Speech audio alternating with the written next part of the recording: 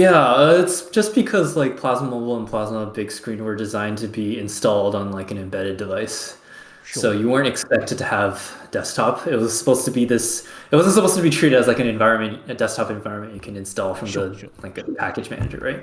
Mm, It'd be something you get pre-installed on a device, and what was expected was that you shipped config files on the system mm. that set certain things, certain Plasma settings, like for Quinn, Right.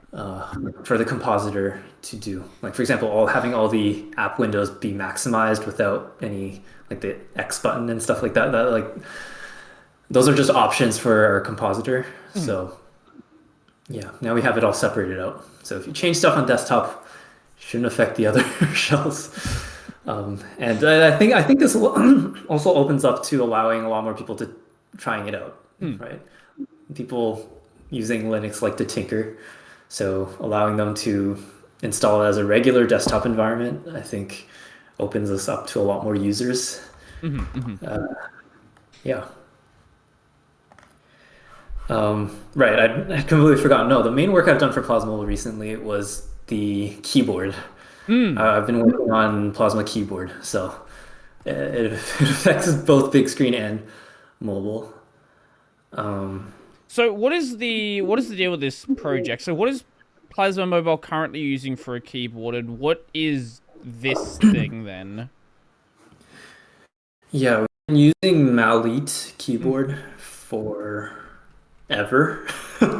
I think Maliit keyboard was, I think it was sponsored by Nokia. I'm not super sure. It was started in like 2010 for whatever Linux mobile stuff was going on at the time. Um, and then it was adopted by Ubuntu Touch by Canonical. But the thing is, it was also adopted by Sailfish OS, but they both forked it. Mm. And so the project has kind of remained, but they all kind of forked the keyboard and made it go in their own direction. And Right. so the keyboard project itself has been pretty dead Mm. for like ever.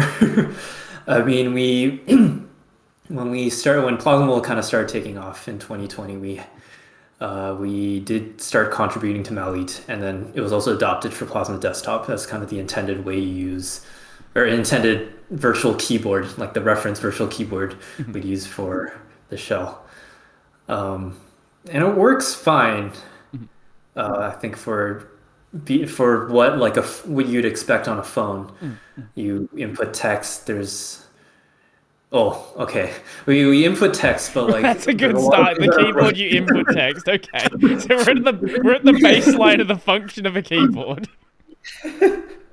yeah, you can input text, but like Maliit, I don't know if text prediction ever worked.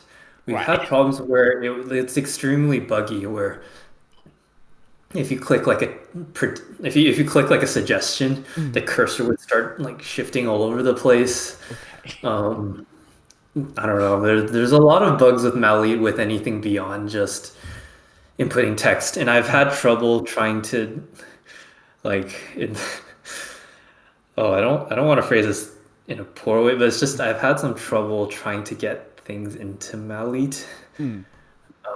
Even trying to get a new release of Maliit. The last release of Maliit keyboard was in 2022, Mm. and I've had like there's been some patches since then, especially to remove the text prediction stuff because that's just completely broken right now. Mm. Mm. But I haven't been able to ping the maintainer to make a new release. Mhm. Um, and in general, the code base is quite big because it was meant to be a like a generic way of developing keyboards. Like Mhm. there's like an internal Maliit framework, and then there's a Maliit keyboard. Mm. Mm. Mm. Uh, and we only use Maliit keyboard with Maliit framework. So it's just like we have all this code to make a generic input method that works with like all sorts of backends. Like Right. on Right. Ubuntu Touch, it doesn't use Wayland. It uses like dbus to do input. Mhm. So yeah, it supports all these backends, but we don't make use of any of that. So I'm it's a seeing the bit latest complex. release was 2022. Yeah. Yeah. Okay. Yeah. So the project is a bit stagnant right now. Mm. There's no one willing to work on it, and I don't have permission to the repo either.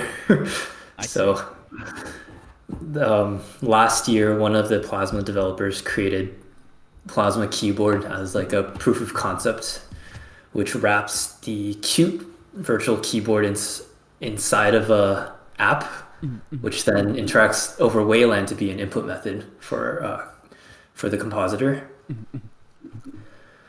So, like Qt Virtual Keyboard is a that is a like an enterprise product that is shipped by the Qt company for embedded use cases for whatever people are using Qt for. Could maybe like car interfaces or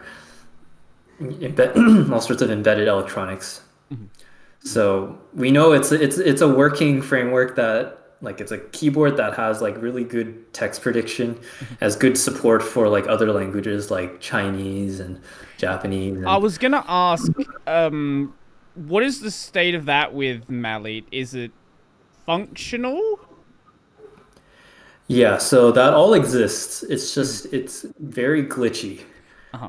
Like going along with the text prediction thing, when you type in Chinese, you kind of type English characters Yeah, or yeah. Like Latin characters, but and then it, like there'd be this row on top that you would predict text. Mhm. Mhm. Yeah, that's quite broken.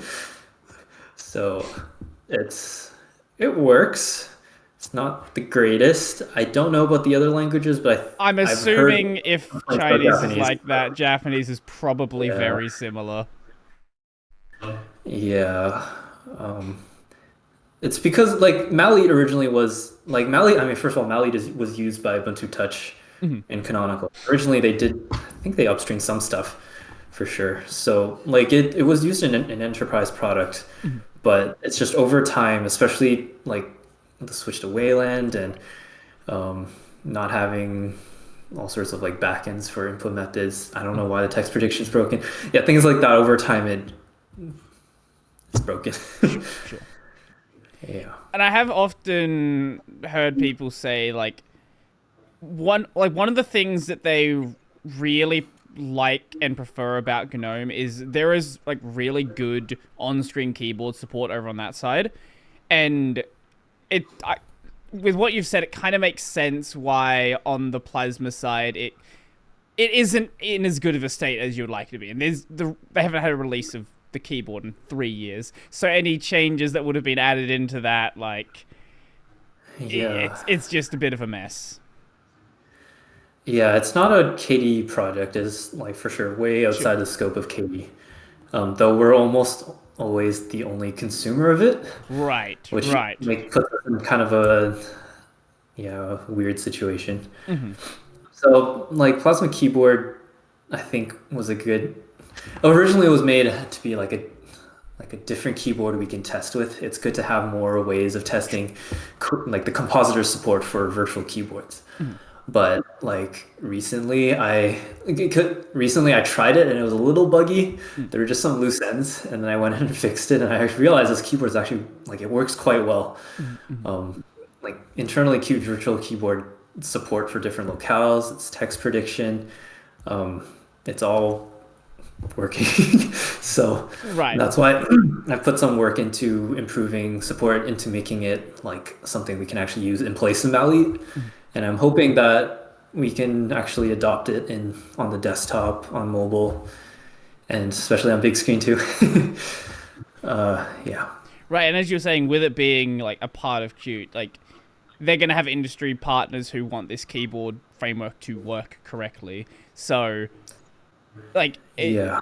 you can kind of expect that you're gonna have something which is well supported, gets continually updated, and is just generally a solid way to build a keyboard. And it's just a matter Yeah. of building something on top of that that fits within Plasma.